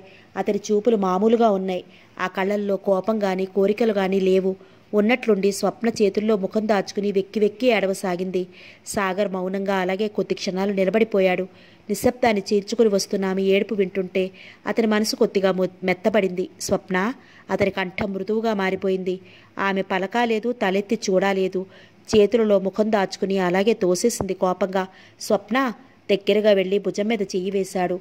ఆమె ఒక్కసారిగా ఉలికిపడినట్లుగా తలెత్తి చూస్తూ ఆ చేతిని విసురుగా తోసేసింది కోపంగా. అప్రయత్నంగా అతని పెదవుల మీద చిన్న చిరునవ్వు నాట్యం చేసింది. ఈ ఆడవాళ్ళు నిజంగా చాలా చిత్రమైన వాళ్ళు. మగవాళ్ళు మనసుల్లో లేని ఉద్దేశాలు పుట్టించి వాళ్ళ మనసులు అల్లకల్లోలంగా చేసి కోరికల అలల్ని రేపుతారు. మగవాడు ఆ కోరికలకు దాసుడై దగ్గరగా వస్తే బేరమంటారు. ఇప్పుడు ఏమైందని తన భుజాన్ని కండ ఊడ్చినట్లు కరిచేసి ఎదురు తనే ఎందుకు జడిసిపోయినట్లు ఏడుస్తోంది. ఆమె విదిలించుకుంటున్న వదలక దగ్గరగా తీసుకుని కర్చీఫ్తో కళ్ళు ఒత్తి ఆమె ముంగురులు సవరించి, స్వప్న వెళ్ళి ముఖం కడుక్కో, మీ ఇంటికి వెళ్దాం అన్నాడు మెల్లగా. ఆమె మాట్లాడలేదు. స్వప్న వెళ్ళు, టైం అవుతోంది. పోనీ ఇవాళ ఇక్కడే ఉందామా? సాగర్ మాటలకు తుల్లిపడినట్లుగా తలెత్తి చూసింది. అతను నవ్వుతూ చూశాడు. రోషంగా ముఖం తిప్పేసుకుంది. వెళ్ళు, మరి ముఖం కడుక్కుని తయారవ్వు అంటూ ఆమెను బాత్రూం వైపు తోశాడు. స్వప్న మారు మాట్లాడకుండా మౌనంగా బాత్రూంలోకి దారితీసింది. స్వప్న 10 నిమిషాల్లో తయారయ్యి సాగర్ వెంట నడిచింది. ఇద్దరు కారు దగ్గరికి వెళ్లారు. ఇంటి ముందు కారు ఆగ్గానే కామాక్షమ్మ లోపల నుండి తొంగి చూసింది. కారులో నుంచి దిగుతున్న కృష్ణసాగర్ని స్వప్నని చూస్తూనే, ఇదిగో అమ్మాయి వచ్చింది అంది సంబరంగా. వెనక వస్తున్న అతను ఎవరో అర్థం కాలేదు ఆవిడికి. అప్పటికే పెళ్లి వాళ్ళు వచ్చి కూర్చున్నారు. స్వప్న చిరునవ్వుతో లోపలికెళ్ళింది. వాళ్ళకి సాగర్ని పరిచయం చేసింది కాబోయే భర్తగా. వాళ్ళంతా అతని వైపు ఆశ్చర్యంగా చూశారు. ఎంతో అందంగా టీవీగా ఉన్న అతని పక్కన స్వప్నని చూశారు. సన్నగా నాజుగ్గా ఉంది. అందంగా ఇద్దరిది మంచి జోడు అనుకున్నారు. కామాక్షమ్మకి ఏమీ అర్థం కాలేదు. కూతురు అసలు పెళ్ళే చేసుకోనంది. కూడా ఇతను ఎవరిని తీసుకొచ్చింది అనుకుంది. కూడా వచ్చిన సాగర్ నాకేమన్నట్లు కూర్చోక అబ్బాయి గురించి ఉద్యోగ వివరాలు అడిగి తెలుసుకున్నాడు. కట్నం కానుకల విషయాలన్నీ తనే మాట్లాడాడు. కట్నం 10,000 ఇస్తానని వాళ్లతో అతను చెప్పగానే స్వప్న గుండె ఒక్కసారిగా ఆగిపోయినట్లు అనిపించింది. 10,000 ఎక్కడో అప్పు తెచ్చి కట్న కానుకలన్నీ అందుతోనే సరిపెట్టేద్దాం, జీవితంలో మెల్లగా అప్పు తీర్చేద్దాం అనుకుంది. అతను అలా చెప్పగానే ప్రాణం ఎగిరిపోయినట్లయింది. ఈయన గారు నా విషయాలు ఎవరు మాట్లాడమన్నారు? పెద్ద గొప్పగా తాను ఇచ్చేసినట్టు చెప్తున్నాడు. 10,000 కట్నం ఇచ్చేస్తే పెళ్లి ఖర్చులకి ఏం పెడుతుంది? ఆమెకి ఒళ్ళు మండింది. లోపలికెళ్ళి అతన్ని ఒకసారి రమ్మన్నట్లు సైగ చేసింది. ఉండండి, ఇప్పుడే వస్తాను అంటూ నవ్వుకుంటూ లోపలికెళ్ళాడు. అతన్ని వంటగదిలోకి తీసుకెళ్ళి, మిమ్మల్ని కట్నం గురించి ఎవరు మాట్లాడమన్నారు అంది కోపంగా. బాగుంది, వాళ్ళు అడిగితే చెప్పాను. 10,000 కట్నం ఇచ్చేస్తే పెళ్లి ఖర్చులకి డబ్బు ఎక్కడి నుంచి తెస్తామనుకున్నారు? పెద్ద గొప్పగా చెప్పేశారు. నన్ను భర్తగా కాసేపు నిలబెట్టావు, నేను మాత్రం మాట్లాడకపోతే బాగుంటుందా? అతను నవ్వుతూ చూశాడు. స్వప్న రోషంగా ముఖం తిప్పుకుంది. ఇప్పుడు నన్ను ఏం చేయమంటావు చెప్పు? మా ఆవిడ నన్ను సాధించేస్తోంది. ఇంత కట్నం ఇస్తారని ఎందుకు ఒప్పుకున్నావని చెప్పనా? ఏం అక్కర్లేదంది. అతను అక్కడి నుండి వెళ్ళిపోయాడు. అన్నీ మాట్లాడుకుని తాంబూలాలు తీసుకున్నారు. ముహూర్తం తర్వాత పెట్టి పంపిస్తామని చెప్పి వాళ్ళు వెళ్ళిపోయారు. వాళ్ళు వెళ్ళిపోగానే అతని మీద రయ్యమని లేచింది. డబ్బు సంగతి మీకేం తెలుసు? వాళ్ళు అడిగినంత ఒప్పేసుకుంటారా? మీరేం హాయిగా కూర్చుంటారు. పెళ్లి ఖర్చులకు డబ్బు తేవలసిన దాన్ని నేనేగా. అన్ని వేల అప్పు నాకెక్కడ దొరుకుతుంది? అసలు నాతో మిమ్మల్ని తీసుకురావాల్సింది కాదు అంది గట్టిగా. ఆమె అలా దెబ్బలాడుతుంటే ఆమె వైపు రెప్పవాల్చకుండా పరీక్షగా చూడసాగాడు. అతనికి ఆమె ముఖంలో కోపంతో ఎర్రబడి అందంగా కనిపించసాగింది. ఆయాసంతో క్షణమాగి మళ్ళీ ఏదో అనబోతుంటే లోపల నుండి అన్నీ వింటున్న తల్లి కూతుర్ని పిలిచింది. ఒక్క క్షణం అతని ముఖంలోకి చూసి గిరుక్కుని తిరిగి లోపలికి వెళ్ళిపోయింది. కామాక్షమ్మ కూతుర్ని మెల్లమెల్లగా చివాట్లు వేసింది. ఏంటా కేకలు? ఆ అబ్బాయి ఏమనుకుంటాడు?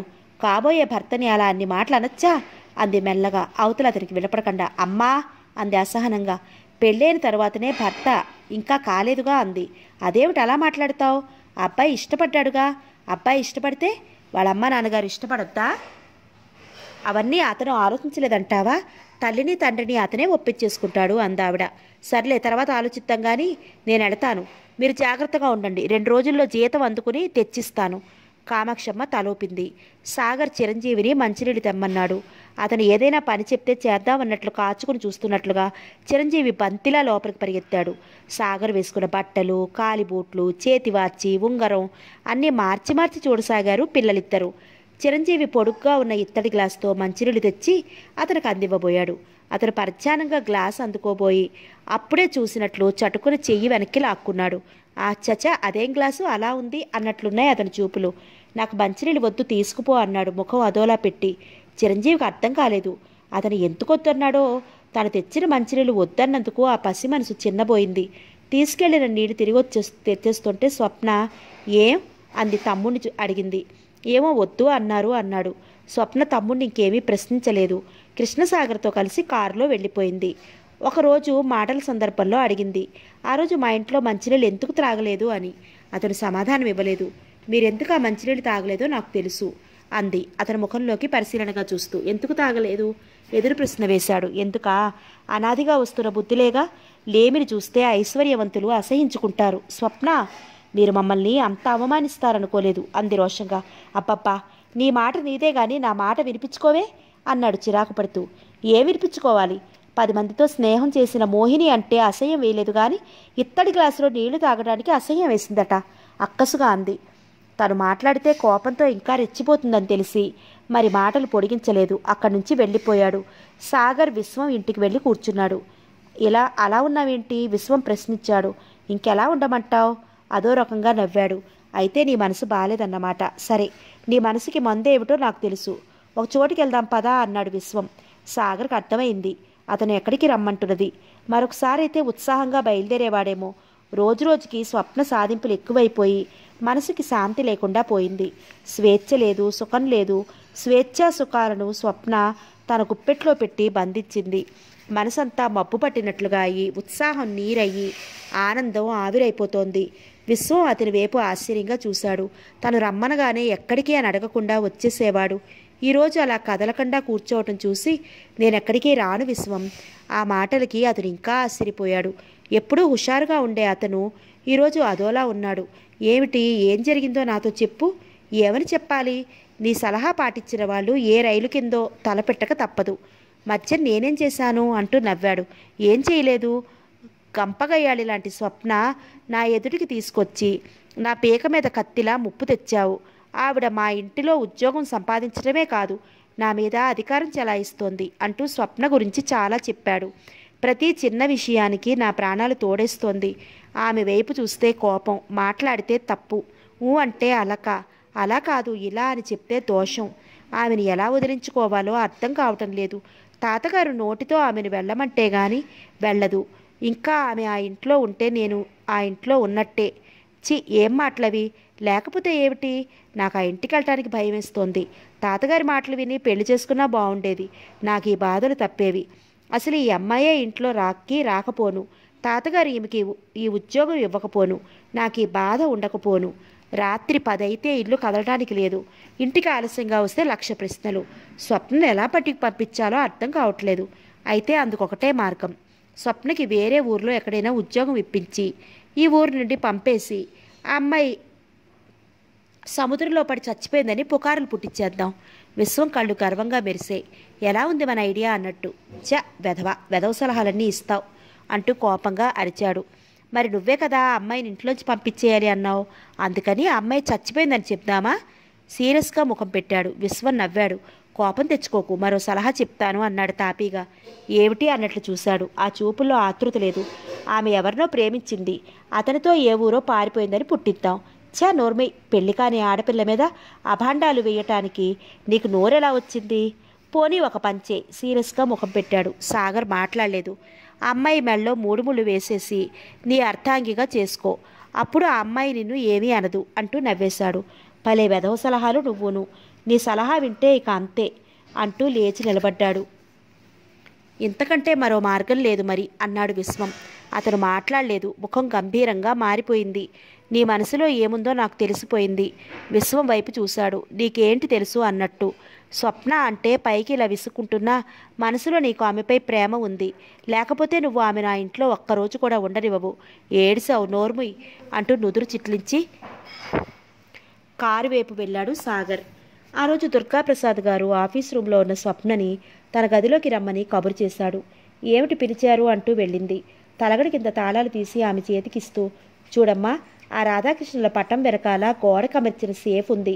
దానిలో సాగర్ తల్లి వస్తువులున్నాయి. ఇలా పట్టుకురా అంటూ ఇనపెట్టే ఎలా తెరవాలో చెప్పారు. ఈ సంగతి అతనికి తెలిస్తే మా అమ్మగారి వస్తువులు తీయడానికి నీకేం అధికారం అని అడిగితే, ఏంటమ్మా ఆలోచిస్తున్నావు అడిగారాయన. ఏం లేదు తాతగారు అని చిరునవ్వు నవ్వి గది తలుపులు మూసి రాధాకృష్ణుల పటం పక్కకి తొలగించి సేఫ్ తీసింది. గోడకి అమర్చిన ఇనపెట్టె తెరవగానే స్వప్న కళ్ళు ఒక్కసారి జిగేలుమన్నాయి. దుర్గాప్రసాద్ గారు దగ్గరికి వెళ్ళి, ఇవన్నీ మా కోడలి వస్తువులు, సాగర్ భార్య కోసం అలా ఉంచాను అంటూ ఆమె వైపు చూశారు.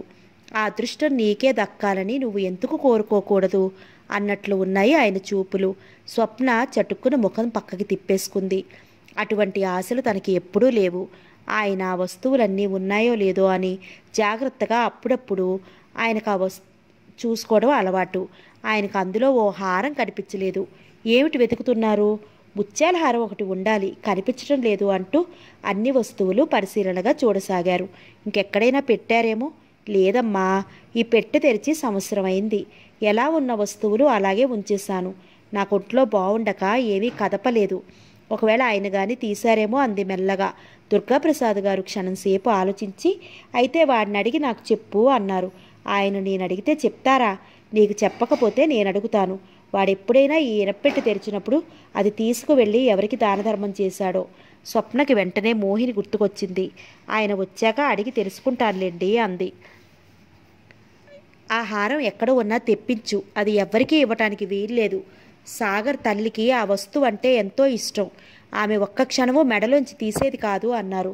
ఆ వస్తువు ఎలా అయినా తెప్పించేయాలి సుమా అన్నట్టు. స్వప్న అలాగేనన్నట్లు తల ఊపింది. సాయంత్రం లతకి ఫోన్ చేసింది. ఆ వస్తువు గురించి చెప్పింది. దానికి సమాధానంగా ఒక 3 గంటల తర్వాత ఫోన్ చేస్తానని చెప్పింది లత. ఆమె అన్నట్టుగానే 7 గంటల తర్వాత ఫోన్ చేసింది. హలో, నేను లతని మాట్లాడుతున్నాను.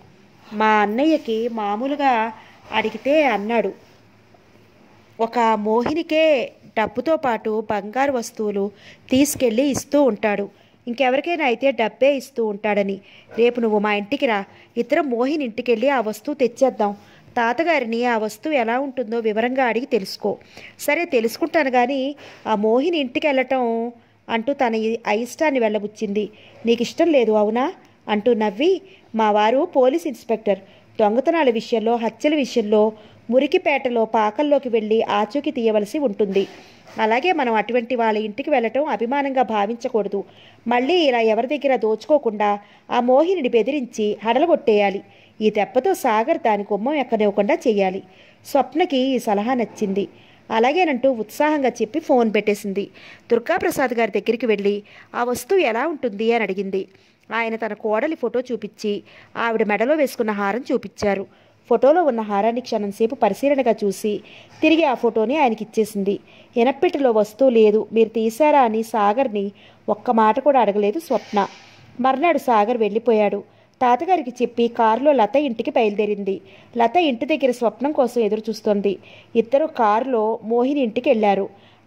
ఆ ఇంటి దగ్గరలో 4 పోలీస్ కానిస్టేబుల్స్ నిలబడి వీరి రాక కోసం ఎదురు చూస్తున్నారు. లత, స్వప్న పోలీసులతో మోహిని ఇంట్లోకి ప్రవేశించారు. మోహిని వాళ్ళని చూసి, ఏమిటి, ఎవరు మీరు, ఏం కావాలి అంటూ కంగారు పడింది.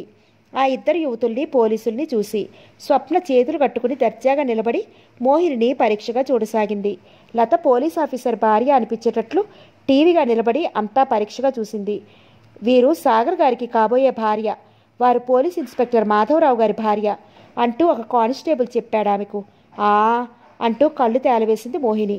కృష్ణసాగర్ తల్లిగారి ముత్యాలహారం పెట్లో కనిపించడం లేదు అంది లత. అయితే నీరసంగా అడిగింది మోహిని. ఆ వస్తువు మీ ఇంట్లో ఉందేమో అంటూ లత కానిస్టేబుల్కి సైగ చేసింది వస్తువును వెతకమన్నట్లు. కానిస్టేబుల్స్ ముందుకి అడుగు వేస్తుంటే ఆగండి అంటూ పిచ్చిదానిలా అరిచింది మోహిని. నా ఇంట్లో వాళ్ళ వస్తువులు ఎందుకుంటాయి? ఆమె తిక్కరించింది. ఇంట్లో లేకపోతే నీకెందుకు ఆ భయం? వెతుక్కుంటాం, లేకపోతే వెళ్ళిపోతాం అంది లత. మోహిని మనసులో ఏమనుకుందో ఏమో బీరువాలు తెరిచి చూపించింది.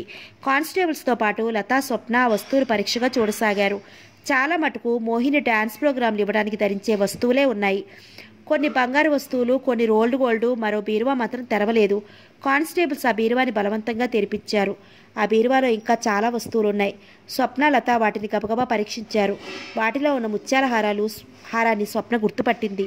ఈ హారం నీకెక్కడిది అంది కళ్ళెర చేసి కోపంగా చూస్తూ. మోహిని క్షణంసేపు మాట్లాడలేదు. ఎక్కడిది ఈ హారం గద్దిస్తూ అడిగింది స్వప్న. ఉన్నట్లుండి మోహిని మొహంలో అదో విధమైన నిర్లక్ష్యం కనిపించింది. అది సాగర్ గారే నాకు కానుకగా ఇచ్చారు అంది తగల ఎగరేస్తూ మోహిని. లతా, స్వప్న ఇద్దరు మొహమొహాలు చూసుకున్నారు. ఆయన నీకు ఇంకేం వస్తువులు కానుకగా ఇచ్చారు అడిగింది లత. మీకు చెప్పాలా కోపంగా అడిగింది మోహిని. అడిగిన దానికి సరిగ్గా సమాధానం చెప్పు. పొగరుగా సమాధానం చెప్పావో ఏదో కారణం నీ మీద నెట్టి నిన్ను కటకటాల మధ్యకు తోయిస్తాను, జాగ్రత్త అంది లత కళ్ళెర చేసి చూస్తూ. మోహిని పని కుడితిలో పడ్డ ఎలకలా అయింది.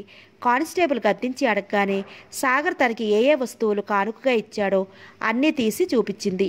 ఆ వస్తువులన్నీ కానిస్టేబుల్ వేరుగా పెట్టేసి మిగతా వస్తువులు ఆమెకి ఇచ్చేసి బీరువాలో పెట్టేయమన్నాడు.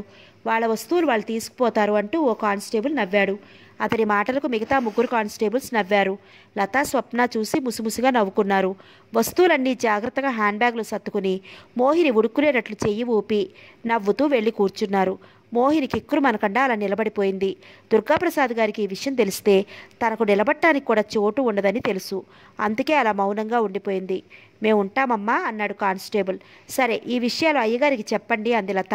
అపే చెప్పమమ్మా, చెప్పకండి అంది లత. అపే చెప్పమమ్మా అన్నారు వాళ్ళు నవ్వుతూ. మాధవరావుకి ఈ విషయం తెలిస్తే ఊరుకోడు. రూల్ ప్రకారం నడవాలి, తనకు మాట వస్తుంది. తనని కసురుతాడని లత భయం. కారు బయలుదేరి వెళ్ళిపోయింది.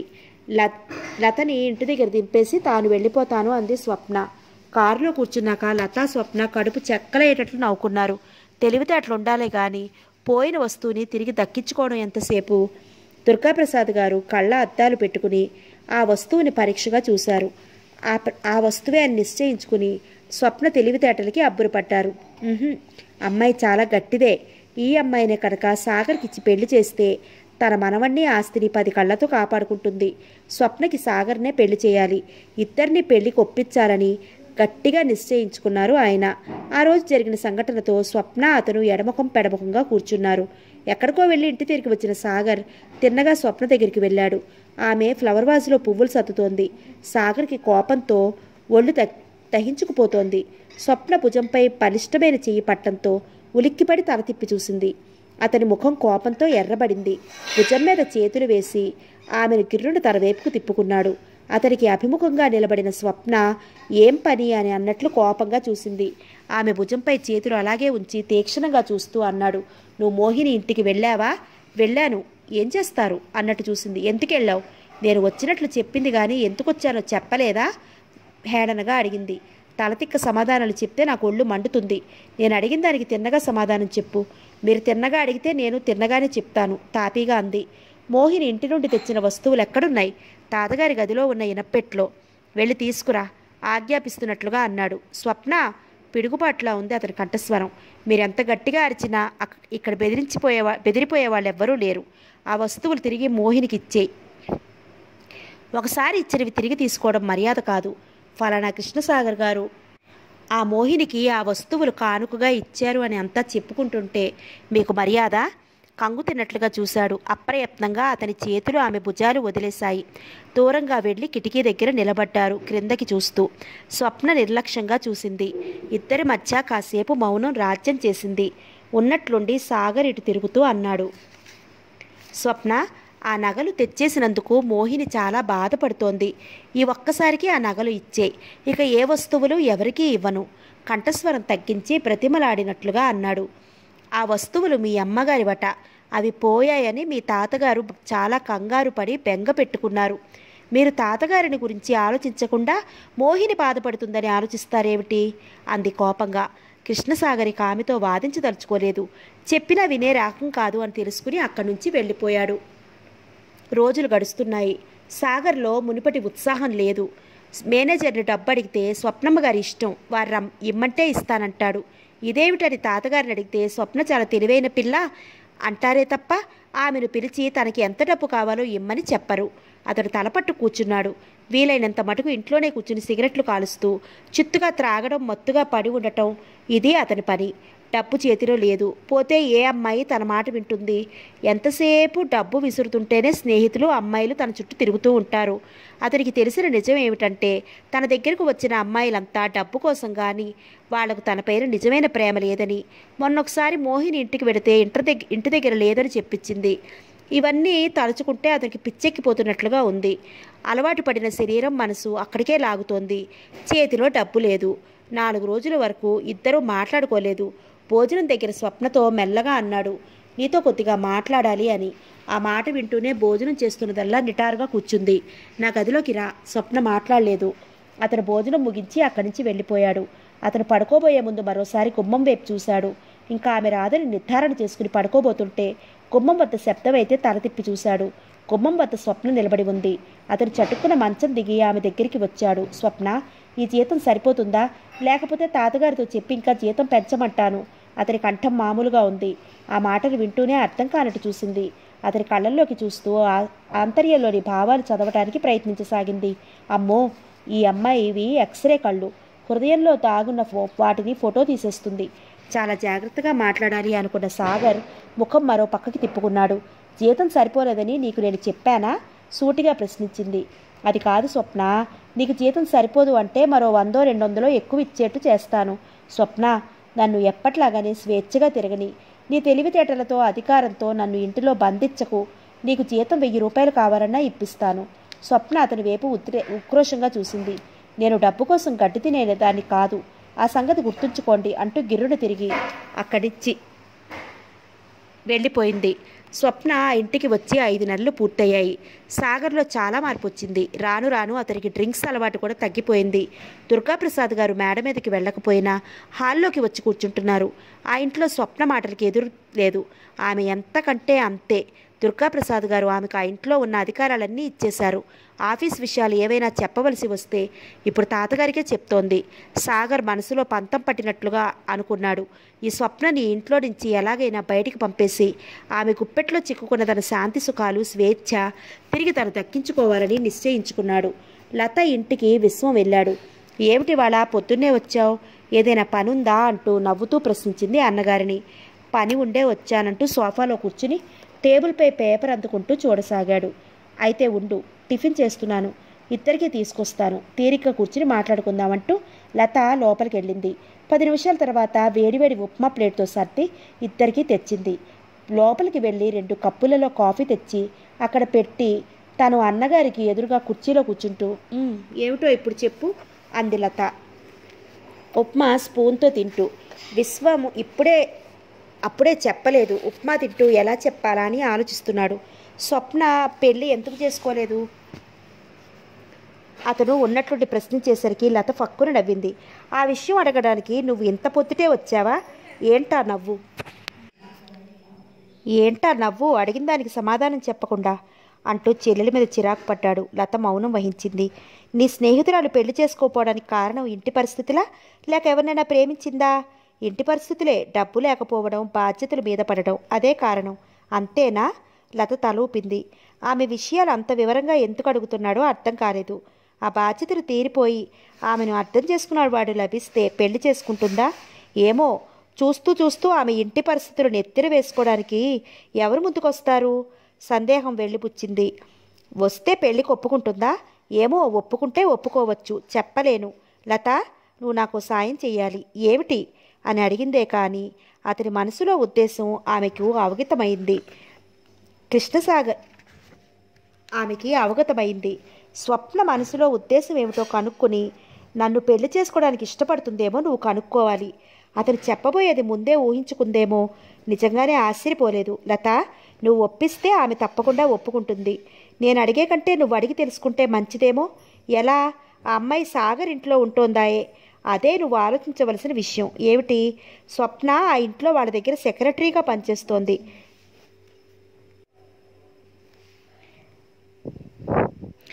స్వప్న ఆ ఇంట్లో వాళ్ళ దగ్గర సెక్రటరీగా పనిచేస్తోంది. కృష్ణసాగర్ స్వభావం అందరికీ తెలుసు.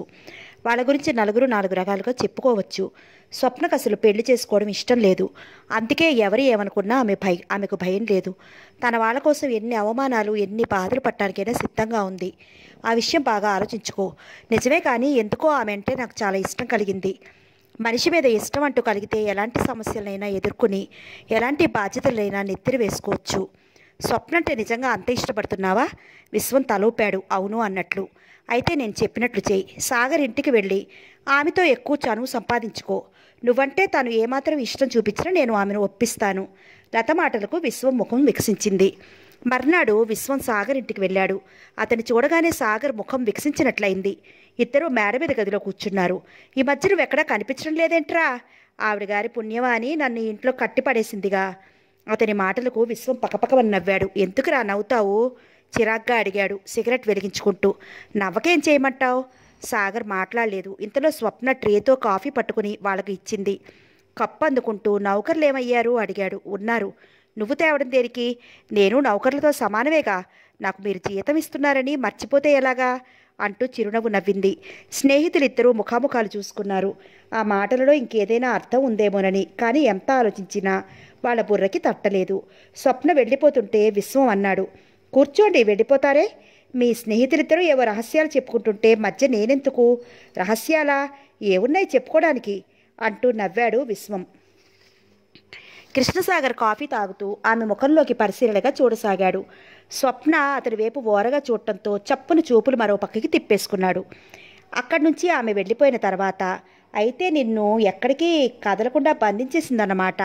మనిషిని కదలకుండానే కాదు, మాట్లాడకుండా కూడా చేసేసింది. ఇద్దరూ కాసేపు మౌనంగా కూర్చున్నారు.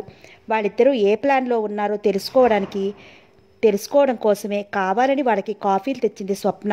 అది గ్రహించలేకపోయారు ఇద్దరు. దుర్గాప్రసాద్ గారి ఆలోచనలు సాగర్కు స్వప్నకి ఒకళ్ళపై ఒకళ్ళకి ఇష్టం కలిగేలా చేసి వాళ్ళిద్దరికీ అప్పుడు పెళ్లి చేద్దామని. స్వప్న ఉద్దేశం ఏమిటో ముందు కనుక్కోవాలి. ముందు వాళ్ళిద్దరినీ వెంకటేశ్వర స్వామి కోవెలకు వెళ్ళి రమ్మని, ఆ తర్వాత ఆమెను కనుక్కుందామని నిశ్చయించుకున్నారాయన. స్వప్నని కృష్ణసాగర్ని పిలిచి కంపెనీ పని గురించి వెంకటరమణ కోవెలకు నిన్ను పంపిస్తానని దండం పెట్టుకున్నాను స్వప్న. నువ్వు కోవెలకి స్వప్న నువ్వు కోవెలకి వెళ్ళిరండి అని చెప్పారు. సాగర్ స్వప్న వైపు చూశాడు. ఏమంటావు అన్నట్లు. ఆమె ముఖం తిప్పేసుకుంది. ఆ ముఖం తిప్పుకోవడంలో నిర్లక్ష్యం కొట్టొచ్చినట్లు కనపడింది. వెళ్ళగా మీతోనే వెళ్ళాలా అన్నట్లున్నాయి ఆమె చూపులు. అతని ముఖం ఎర్రబడింది ఆమె నిర్లక్ష్యం చూస్తుంటే. దుర్గాప్రసాద్ గారు ఊరుకోలేదు. గుడికి ఇద్దరినీ వెళ్ళమని పట్టుబట్టారు. తప్పనిసరి వెళ్ళడానికి ప్రయాణమైంది స్వప్న. ఆమె ముస్తాబు ముగించుకునేసరికి సాగర్ బట్టలు వేసుకుని రెడీగా ఉన్నాడు. ఒకళ్ళని ఒకళ్ళు పరీక్షగా చూసుకున్నారు. కనకాంబరం రంగు చెరీ చీరకు అదే రంగు జాకెట్ వేసుకుంది. ఆ మధ్య లత ఇంటికి వెళ్ళినప్పుడు ఆమె వస్తువులు తను పెట్టుకుంది. అలా ఇంటికి వచ్చేసింది. ఆ వస్తువులు పెట్టుకుంది ఇప్పుడు. చెవులకు ముత్యాల జూకాలు, మెడలో ముత్యాల హారం వేసుకుంది. పచ్చని శరీర ఛాయని కనకాంబ రంగు చీర అతికినట్లు అందంగా కనిపించసాగింది. నుదుట ఎర్రని పెద్ద బొట్టు, ఎర్రని పెదవులు, కాటుక దిద్దిన కళ్ళు, నునుపైన చెంపలు, తలలో కనకాంబరాలు. సన్నగా పొడవుగా రివటలా అందంగా నాజూగ్గా ఉంది. క్షణంసేపు ముగ్ధుడైనట్టు చూశాడు ఆమెను. స్వప్న కూడా అలాగే చూసింది అతని వైపు. బాగా పొడవుగా ఆరోగ్యంగా దారుఢ్యంగా ఉన్న అతను ఎంతో అందంగా హుందాగా ఉన్నాడు. కొస వంపు తిరగకుండా నల్లగా ఉండే కోరమీసం తెల్లగా ఉండే అతని ముఖానికి మరింత అందం తెచ్చిపెట్టింది. అతను వేసుకున్న గ్రే కలర్ ఫుల్ సూట్, మెడలో చొక్కల టై ఎంతో అందంగా దర్జాగా ఉన్న అతనిలో రాజసం ఉట్టిపడుతోంది. నేను లక్ష్మీపుత్రుణ్ణి. నాకు ఈ ప్రపంచంలో ఎవరి లెక్కా లేదు. మహామహావాళ్ళు అంతా నా కాలి కింద పడి ఉండవలసిందే అన్నట్లు ఉంది అతని దర్జా అదర్పం. సాగర్ చిరునవ్వుతో తననే చూడటం గమనించి కంగారుగా చూపులు మరోవైపుకు తిప్పుకుంది. ఇద్దరూ వెళ్ళి కారులో కూర్చున్నారు. డ్రైవర్ని వద్దని కారు అతనే డ్రైవ్ చేయసాగాడు. అతని పక్క సీట్లో స్వప్న మౌనంగా కూర్చుంది. అలా మౌనంగా కూర్చున్న ఆమెను చూసి ఈ అమ్మాయికి ఎంతసేపు ఇంటి జాసేలా ఉంది. ఎప్పుడు ఏదో ఒకటి ఆలోచిస్తూనే ఉంటుంది. ఏం ఆలోచిస్తుంది? పెళ్లి గురించా? ఈమెకు 25 సంవత్సరాలు వచ్చినా పెళ్ళెందుకు చేసుకోలేదు? ఏదైనా ప్రేమ కథ ఉందా? ఎవరినైనా ప్రేమించిందా? ఒక్కసారి తల తిప్పి చూశాడు డ్రైవ్ చేస్తూనే. గాలికి జుట్టు రేగిపోతోంది. తలలో కనకాంబరాలు గాలికి ఊగుతూ ఆమె మెడని చుంబిస్తున్నాయి. ఆమె విసుగ్గా ముఖం పెట్టి రేగిపోతున్న జుట్టుని వేళ్లతో సర్దుకుంటోంది. సాగర్ క్షణం ఆమె వైపు చూశాడు. కారు ఆపి ఆ సౌందర్యాన్ని దగ్గరికి లాక్కుని గుండెలకి హత్తుకుంటే అని అతని మనసుకు ఎంతగానో అనిపించింది. ఆ కోరికను గుండెల్లోనే అణిచివేసుకుని పైకి మామూలుగా కారు డ్రైవ్ చేయసాగాడు. కారు వెంకటేశ్వర స్వామి కోవిల ముందు ఆగింది. సాగర్, స్వప్న కారు దిగి కొబ్బరికాయలు, అరటిపళ్ళు, పసుపు కుంకుమ కొన్నారు. ఆమె అతని చేతిలో బాస్కెట్ అందుకోలేదు. అతనే పట్టుకున్నాడు. మెట్ల దగ్గర 2 వైపులా నల్లని పెద్ద ఏనుగుల బొమ్మలు నిలబెట్టి ఉన్నాయి. ఆమె వాటి వైపు చూస్తూ చేత్తో తాకుతూ మెట్లెక్కసాగింది. ఆమె వెనకాల ప్లాస్టిక్ బాస్కెట్ పట్టుకుని సాగర్ మెట్లెక్కుతున్నాడు. ఆలయం గంటలు గణగణ మోగసాగాయి. వెళ్లేవాళ్ళు వెళ్తుంటే వచ్చేవాళ్ళు మరో మెట్ల గుండా వచ్చేస్తున్నారు. 10 మెట్లెక్కేటప్పటికి స్వప్నకి ఎగవూపిరి రావటం మొదలుపెట్టింది. కాళ్ళకేదో బరువులు కట్టుకున్నట్లు ఒక్కో మెట్టు మెల్లగా ఎక్కసాగింది. సాగర్ హుషారుగా మెట్లెక్కేస్తూ ముందుకెళ్ళిపోతుంటే ఆమె ఏమీ మాట్లాడలేదు. స్వప్న వెనకాల 2 యువకులు మెట్లెక్కి వస్తూ ఇటు చూసి ఒకడు ఈలవేసి చిన్న పాట అందుకున్నాడు. కోడిరాగం తీస్తూ పక్కన ఉన్నవాడు ఆమె వైపు చూసి పళ్ళికిలించాడు. ఆమెకు వాళ్ళను చూస్తూనే అసహ్యం వేసి ఒళ్ళు మండింది. ఆమె కళ్ళు సాగర్ కోసం చూశాయి. అతను ముందుగా గబగబా వెళ్ళిపోవటం చూసి ఏమండి అంటూ గట్టిగా కేక పెట్టింది కోపంగా. సాగర్కి ఆ కేక వినిపించినట్టు మరో మెట్టెక్కుతుంటే మళ్లీ గట్టిగా పిలిచింది. ఆ కేకతో ఇటు తిరిగి మెట్లెక్కినంత వేగంగా కిందకు దిగి స్వప్న దగ్గరికి వచ్చాడు. ఏమిటి అంటూ. అంతవరకు ఆమె ఒక్కరితే వచ్చిందనుకున్న ఆ యువకులు 2 అతన్ని చూస్తూనే పిల్లుల్లా అయిపోయి గబగబా మెట్లెక్కి వెళ్ళిపోయారు. మీరు గబగబా ముందుకెళ్ళిపోతారేంటి? నేను వెనకాల వస్తున్నానో లేదో చూడకుండా అంది కోపంగా. బాగుంది, నువ్వు వెనకాల నెమ్మదిగా వస్తున్నావనుకున్నాను అంటూ ఆమెతో పాటు మెల్లగా మెట్లెక్కసాగాడు. ఈ మెట్లు ఈవిడ గారి తెల్లారిందాకా ఎక్కుతూనే ఉంటుంది కాబోలు మనసులోనే విసుక్కున్నాడు. మెట్ల దగ్గర ఆంజనేయ స్వామి గుడి ఉంటే అక్కడ ఆగి పళ్ళెంలో డబ్బులు వేసి నమస్కరించి తీర్థం తీసుకుని ముందుకు కదిలారు. వెంకటేశ్వర స్వామి గుడి చుట్టూ ప్రదక్షిణ చేసి ఆలయం గంట మోగించి లోపలికెళ్ళాడు. పళ్ళెంలో కొబ్బరికాయలు, పళ్ళు పెట్టి డబ్బు వేశారు. ఆ దేవుడికి చేతులు జోడించి నమస్కరించి ప్రసాదం తీసుకుని 2వ గుమ్మం వైపు నుంచి వెళ్ళి అలివేలు మంగతాయారు గుడికి వెళ్ళి కొబ్బరికాయలు కొట్టి ప్రసాదం తీసుకుని మంటపం అవతల వరండాలో కాసేపు నిలబడ్డారు. చుట్టూ పరిసరాల అందచందాలు చూస్తోందామె. చుట్టూ కొండలతో నిర్మానుష్యంగా ప్రశాంతంగా ఉంది సంధ్యా సమయం. ఎత్తుగా ఆకాశంలోకి చూస్తున్న కొండ శిఖరాలు కొండలపై నీరెండపడి ఎర్రగా మెరుస్తున్నాయి. ఒక క్షణం తనను తాను మరిచి చూడసాగాడు. కొండ మీద నుంచి వీచే చల్లగాలికి ఆమె చీర కుచ్చిళ్ళు రెపరెపలాడుతున్నాయి. పైటి చెంగు తెరచాపులా ఎగరసాగింది. ముంగురులు కాలికి కదులుతూ నుదురు బుగ్గలు తాకుతున్నాయి. స్వప్న విసుగ్గా చీర కుచ్చిళ్ళు సరిచేసుకుంటూ గాలికి ఎగురుతున్న జుట్టుని వెనక్కి తోసుకుంటూ పైటి చెంగు ఎగరకుండా చేత్తో పట్టుకుంటూ ఆపుకోవడానికి యత్నిస్తోంది. సంపూర్ణ ఆరోగ్యం వల్ల నిండుగా నిగనిగలాడే చెంపలు, కాంతివంతమైన ఆ వదనానికి నీరెండపడి అపూర్వ సౌందర్యాన్నిస్తోంది. ఆమె కళ్ళు చూస్తూనే ఎవరికైనా లేడి కళ్ళు గుర్తుకొస్తాయి. అందాల రాణిలా, సౌందర్య రాశిలా ఉన్న ఆమెను అలాగే చూశాడు. అప్రయత్నంగా స్వప్న చూపులు సాగర్ వైపు తిరిగాయి. తన వైపే అతను పరీక్షగా చూడటం గమనించి ముఖం తిప్పేసుకుంది స్వప్న. చెంపలు ఎర్రగులాబీలయ్యాయి. స్వప్న, ఇక వెళ్దామా? అతని కంఠం మృదువుగా మారింది. అతని వైపు కళ్ళెత్తి చూడకుండానే వెళ్దామన్నట్లు తల ఊపింది. 2 గుడిమెట్లు దిగి కారు దగ్గరికి వచ్చారు. ఆమె కారు డోర్ తెరుచుకుని లోపల కూర్చోబోతుండగా విశ్వం గొంతు వినిపించి తల తిప్పి చూసింది. సాగర్ 2 మాట్లాడుకుంటున్నారు. కారులో కూర్చోకుండా నిలబడిపోయింది. విశ్వం కూడా వాళ్లతోనే వస్తాడని గ్రహించి వెనక సీట్లో కూర్చుంది. ముందు సీట్లో స్నేహితులిద్దరూ కూర్చున్నారు. సాగర్ కారు డ్రైవ్ చేస్తున్నాడు. విశ్వం తల తిప్పి వెనక సీట్లో కూర్చున్న స్వప్నతో కబుర్లు మొదలు పెట్టాడు.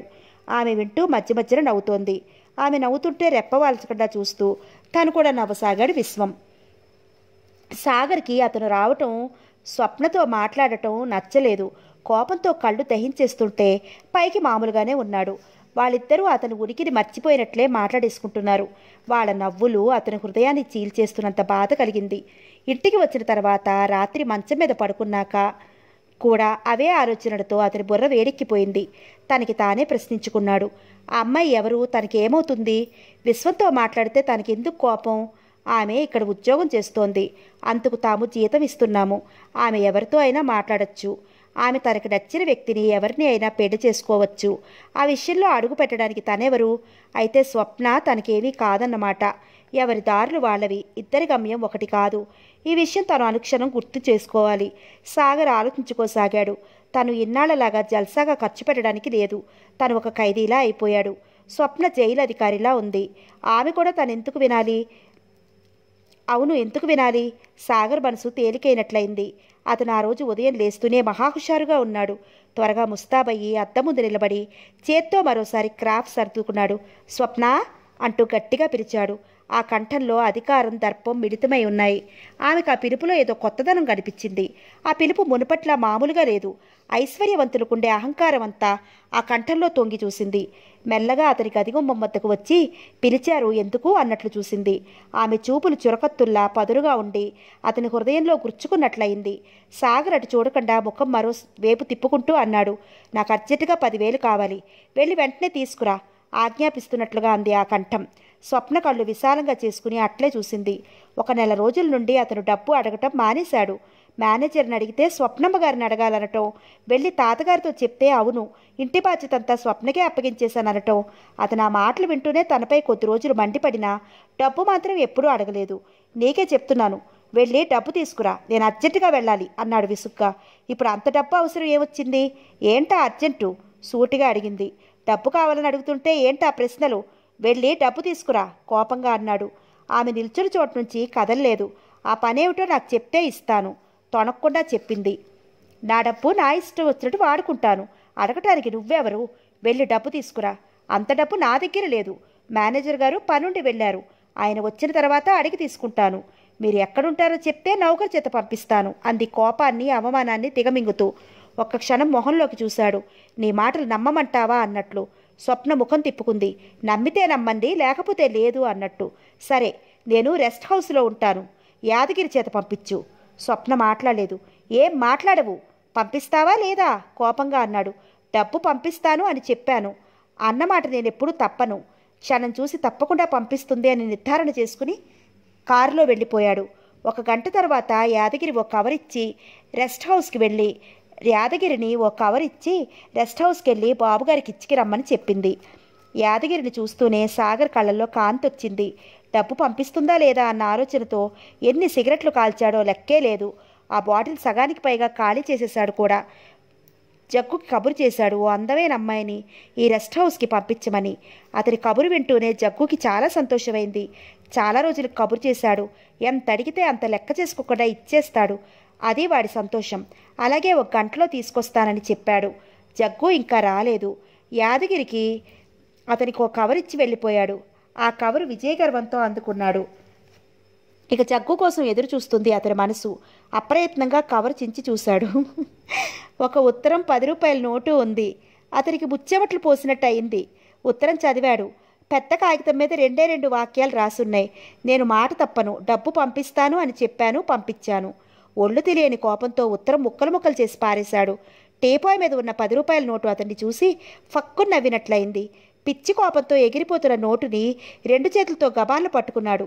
ఆ నోటు వైపు కసిగా కోపంగా చూస్తూ, నన్ను తప్పించుకుని ఎక్కడికి పోవు, నీ పని పడతానుండు అన్నట్లు ఆ నోటుని కసితీరా చింపి ముక్కలు చేసి పారేశాడు.